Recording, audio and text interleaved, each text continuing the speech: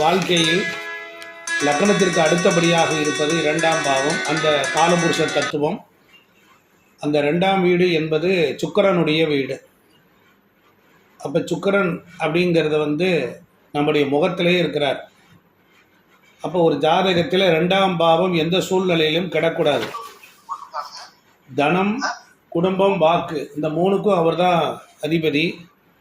தனம் அப்படின்னா சம்பாதித்த காசு, கையிருப்பு பணம், கையிருப்பு எவ்வளோ இருக்குது என்பதை சொல்லக்கூடிய இடம்தான் இரண்டாம் பாவம். ஒரு பொண்ணை கொடுத்தா வச்சு பொழைப்பானா அப்படிங்கிறதுக்கு ஜோதிடர்கள்ட்ட போன உடனே அவங்க என்ன பண்ணுவாங்கன்னா ரெண்டாம் இடத்தை பார்ப்பாங்க. அப்போ ஒருத்தனை வச்சு பொழைப்பானான்னு கேட்குறதுக்கு. இப்போ ரெண்டாம் பாவம் கெட்டு போனால் கோடி ரூபாய் வந்தாலும் மறுநாள் பார்த்தீங்கன்னா அவங்ககிட்ட கையில் காசு இருக்காது. அதனால் இந்த ரெண்டாம் பாவத்துக்கு அவ்வளோ இம்பார்ட்டன்ஸ்லாம் உண்டு. ஆமாம், அதே போல் ரெண்டாம் பாவம் எந்த சூழ்நிலையும் கிடவே கூடாது.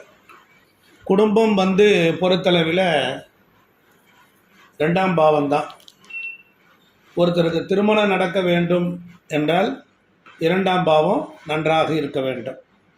கெட்டு போய்விட்டால் கல்யாணம் ஆனாலும் குடும்பத்தோடு சேர்ந்து வாழ மாட்டான், வாழக்கூடிய தகுதி இருக்காது. எல்லாம் இருந்தாலும் நேரம் ஒத்துழைக்காது. அப்போ ரெண்டாம் இடம் என்பது வாக்கு. அப்போ ஒரு மனிதனுடைய ஆரம்ப கல்வி என்பது ரெண்டாம் இடம்தான். ஒருத்தர் திக்கி திக்கி பேசுகிறான் அப்படின்னா ரெண்டாம் இடம் கேட்டால், என் பிள்ளை 3 வயசு ஆகி பேச மாட்டேங்கிறா சாமின்னு வருத்தப்படுற தாய்களுக்கு ரெண்டாம் பாவம் கெட்டு போச்சுன்னா அதுக்கப்புறமேல அவன் பேச ஆரம்பிச்சிடுவான். இப்போ தனம் அப்படின்னா காரக கிரகம் அப்படின்னா குருவு சுக்கிரன் தான். எப்போவுமே பாவங்களை பற்றியும் பார்க்கணும். பாவ காரகத்துவம், கிரக காரகத்துவம். ஒருத்தருக்கு ரெண்டாம் இடம் கெட்டு போச்சு, ஆனால் குரு நல்லா இருக்கார், சுக்கிரன் நல்லா இருந்தார்னா அவர் செல்வந்தராக இருப்பார். உடனே நம்ம முடிவு பண்ணக்கூடாது ரெண்டாம் இடம் கெட்டு போச்சு அதனால் அவருக்கு படிப்பு வராது, ஆரம்ப கல்வி வராதுன்னு முடிவு பண்ணக்கூடாது. அதனால தான் நம்ம மூத்தவர்கள், பெரியவர்கள் கிரகத்தை பார், அடுத்து பாவம். கிரகம் கெட்டால் பாவம், பாவம் கெட்டால் கிரகம். அப்போ அன்றாட சில்லறை செலவு, லிக்விட் கேஸ், சில்லறை பணத்துக்கெல்லாம் யார் பொறுப்பு அப்படின்னா சுக்கிரன் தான். சரி, கட்டுக்கட்டான பணம் அப்படின்னு எடுத்துக்கிட்டால் குரு. அப்போ சேமிப்பு பணம், எதிர்கால பணம், மிச்சம் இருக்கும் பணம், இதை எல்லாத்தையும் நீங்கள் எடுத்துக்கிட்டிங்கன்னா ரெண்டாம் இடம்தான், ரெண்டாம் பாவம் தான். அப்போ வாக்குஸ்தானம், அதற்கு காரக கிரகம். ரெண்டாம் பாவம் கெட்டு போய் வச்சுன்னா உடனே என்ன செய்யணும், படிப்பு வரலன்னு சொல்லிடக்கூடாது. காரக கிரகம்னு இருக்குது புதன் நல்லா இருக்காரான்னு பார்க்கணும். அப்போ புதன் கெட்டு போனால் அப்படியும் திக்கி பேசுவார். சில பேர்கள் ஊமையாக இருப்பார்கள், சில பேர் லேட்டாக தான் பேசுவாங்க. அப்போ புதன் கெட்டு போனால் குரல் வளத்தை மாற்றி மாற்றி பேசுவார்கள். ஆமாம், அதே போல் 3ஆம் இடம் கெட்டு போனாலும் கையெழுத்து பேங்கில் பார்த்தீங்கன்னா ஒரே மாதிரி போட மாட்டாங்க, மாற்றி மாற்றி போடுவாங்க. அப்போ ஒரு ஜாதகத்தில் 2ஆம் இடம் நல்லா இருந்து வாக்குஸ்தானம் கெட்டு போயிட்டால் பேசுவான். புதன் கெட்டு போனதுனால திக்கி திக்கி பேசுவான். அப்போ ஒரு ஜாதகத்தில் புதன் நல்லா இருந்து 2ஆம் இடம் கெட்டால் பையன் நல்லா தான் பேசுவான், ஆனால் வெளியில் யாரிடமும் பேச மாட்டான் அப்படிங்கிற கம்ப்ளைண்ட் வருதுக்கு காரணம் இதுவும் எடுத்துக்கலாம். அவன் பாட்டுக்கு போவான் சார், யார்ட்டையும் பேச மாட்டான் சார் அப்படின்னு சொல்கிறவங்க எல்லாரும் இந்த 2ஆம் பாவம் ஏதோ ஒரு வகையில் ஒரு பாதிப்பை அடைஞ்சிருக்கும். பாருங்க, 2ஆம் இடம்தான் வாய். ஒரு மனிதனுக்கு உடம்பில் இருக்கக்கூடியது 2 தான் வாய். உணவு உள்ளே போகிறது 2ஆம் இடம் வாய், 6ஆம் இடம் வயிறு. அது நோயா அல்லது நல்லா இருக்காங்கிறது 10ஆம் இடத்தை பார்க்கும். அப்போ 2, 6, 10 என்பது ஒரு திரிகோண வீடு. இப்போ 2ஆம் இடம் பழக்க வழக்கங்களை சொல்லக்கூடியது. அது மட்டும் இல்லை, 2ஆம் இடம் வலது கண். இந்த வலது கண்ணுக்கு காரகன் சூரியன், அதையும் நம்ம பார்க்கணும். அப்போ 2ஆம் இடம் என்பது தீய பழக்க வழக்கங்கள் ஒருத்தர்கிட்ட இருக்குது அப்படின்னா ஜாதகத்தை எடுத்த உடனே 2ஆம் இடம் 6, 8, 12 இருந்தாலோ, ராகு கேதுக்கள் சம்பந்தப்பட்டாலோ, அப்போ அந்த திருமண பொருத்தத்துக்கு பார்க்கும்போது இதெல்லாம் பார்க்கணும். பையன் சரியில்லை, கெட்ட பழக்க வழக்கம் இருக்குது சார், பையன் பழக்க வழக்கம் எப்படி சார் அப்படின்னு கேட்பாங்க. அப்போ 2ஆம் அதிபதி 6, 8, 12 மறைந்தோ, ராகு கேதுக்களுடைய சேர்ந்தோ 2ஆம் அதிபதி 6, 8, 12 கூடியவருடைய நட்சத்திரத்தில் இருந்தால் பிரச்சனை இல்லை. இருந்தாலும் 8, 12ங்கிறது ஒரு வேதனை தான். ஆனால் ராகு கேதுக்களுடைய சேர்க்கை இருக்கக்கூடாது. அப்போ பாருங்க, ஒருத்தருக்கு நம்ம இதை பற்றி பார்த்துக்கிட்டே வர்றோம். 2இல் ராகு இருந்தால், ராகு 2ஆம் இடத்துல இருக்கு, ராகு இருக்கு. 2ஆம் அதிபதியுடன் ராகு இருந்தாலும் அப்போ கெட்ட வார்த்தை பேசுவான், பொறுக்கித்தனமான பேச்சு, மாற்றி மாற்றி பேசுதல், இதெல்லாம் நடக்கும். நீங்கள் இதெல்லாம் தெரிஞ்சு வச்சுக்கணும். அதே ஒரு ஜாதகத்தில் 2ஆம் இடத்துல கேது இருக்கார் அப்படின்னா பேசவே மாட்டான், உம்முன்னு இருப்பான், பேசவே மாட்டான். அப்படி பேசினாலும் நமக்கு கேட்காது, ரொம்ப சைலண்டாக பேசுவான். அப்போ 2ஆம் இடத்துல செவ்வாய் இருக்கார், ரொம்ப ஹார்ஷாக பேசுவான், சத்தமாக பேசுவான், சவுண்டாக பேசுவான், இனிமை வராது, குளுமை வராது. அதே இது 2ஆம் இடத்துல புதன் இருக்கார், நகைச்சுவையாக பேசுவான். 2ஆம் இடத்துல புதன் இருந்தால் நகைச்சுவையாக பேசுவான். அதே போல் 2ஆம் இடத்துல சுக்கிரன் இருந்தாலும் கவர்ச்சியாக பேசுவான், அடுத்தவர் அப்படியே கவர்வது போல் பேசுவார்கள். இப்போ 2ஆம் இடத்துல குரு இருக்காருன்னு வச்சுக்கோங்க, அவர் சொன்ன வாக்கை காப்பாற்றுவார். அதே இது 2ஆம் இடத்துல சூரியன் இருந்தால் கௌரவமாக பேசுவார். சூரியன்னா கௌரவம், இவரை யாரும் தாழ்த்தி பேசக்கூடாது, இவரும் யாரையும் தாழ்த்தி பேச மாட்டார் அப்படிங்கிறது ஒரு கணக்கு. இப்போ 2ஆம் இடத்துல ராகு, எப்போ பார்த்தாலும் ராகுனா போகக்காரகன், பெண்களை பற்றியே பேசுவான், கவர்ச்சியை பற்றியே பேசுவான். அவனிடமும் நாம் அப்படி தான் பேசி ஆகணும், இல்லையெல்லாம் நம்மளே அவனுக்கு பிடிக்காது. போகத்தை பற்றி நிறைய பேசுவான். அதுபோல் இல்லாமல் சுக்கிரன் வீட்டில் ராகு, அப்போ சுக்கிரன் என்ற பழக்க வழக்கமும் இருக்கும். ராகு திசா புத்தியில் இவர் பழக்க வழக்கம் அப்படித்தான் இருக்கும்.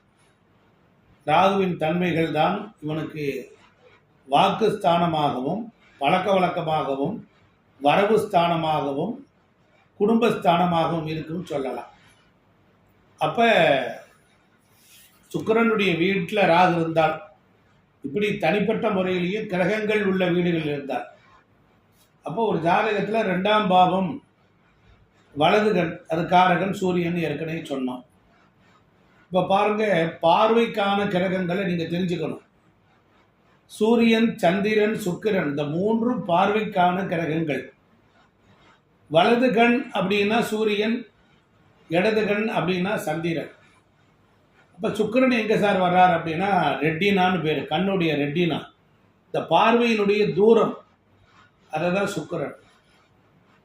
அப்போ 2ஆம் இடத்துல சூரியன் இருந்தாலும் சந்திரன் இருந்தாலும் பிரச்சனை வரும். சூரியன் இருந்தால் கண்ணில் எரிச்சல் வரும், ஏன்னா உஷ்ண கிரகம். சந்திரன் இருந்தால் கண்ணில் தண்ணி வந்துக்கிட்டே இருக்கும்.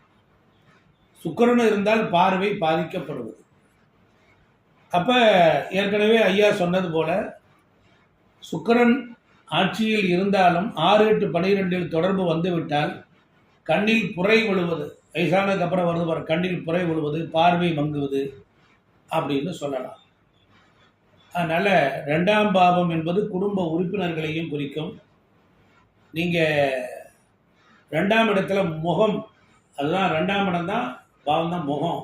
இந்த முகத்தில் 9 கிரகங்கள் அங்கேயே இருக்கு. அப்போ வலது கண் சூரியன், இடது கண் சந்திரன், மூக்கு குரு, புருவம் செவ்வாய், கன்னம் சுக்கிரன், தாடை சனி பகவான், வாய் ராகு, தாடி முடி கேது, புதன் காது, மேல் பற்கள் சூரியன், கீழ்பற்கள் சனி பகவான். ஆக இந்த பற்களுக்குரிய காரகத்துக்கு செவ்வாயும் வருவார். தானியங்களில் சந்திரன், அடிப்படை கல்வி +2 வரையிலும். உதடுக்கு காரகன் ராகு, முகத்துக்கு காரகன் சுக்கிரன், நாக்குக்கு காரகன் புதன். இதெல்லாம் இப்படி பல சிலபஸ் நம்மளுக்கு சொல்லுது. உறவுகளை பற்றி பார்ப்போம். உறவில் 2ஆம் இடம் பெரியம்மாவை குறிக்கும். உறவில் பெரியம்மாவை குறிக்கும். 4க்கு 11ஆம் இடம் அது வருது. அதுக்கப்புறம் பாருங்க, இந்த 2ஆம் பாவம் என்பது லக்னம் என்கிற ஜாதகருக்கு தனபாவம், சகோதரனுக்கு இது 12ஆம் இடம், இளைய சகோதரனுக்கு அது விரயஸ்தானம். தாய்க்கு இது லாபஸ்தானம். தாய்க்கு 11ஆம் இடம் லாபத்தை குறிக்கும். அம்மாவுடைய மூத்த சகோதரனையும் குறிக்கும். 5ஆம் இடம் என்பது புத்திரர்கள். புத்திரர்களுக்கு அது 10ஆம் இடமா வரும். அப்போ 2ஆம் இடம் கெட்டு போயிட்டா நம்முடைய பிள்ளைக்கு தொழில் அமையாமல் போயிடும். அவங்க ஜாதகத்தில் நல்லா இருந்தால் பிரச்சனை இல்லை. 6ஆம் பாவம்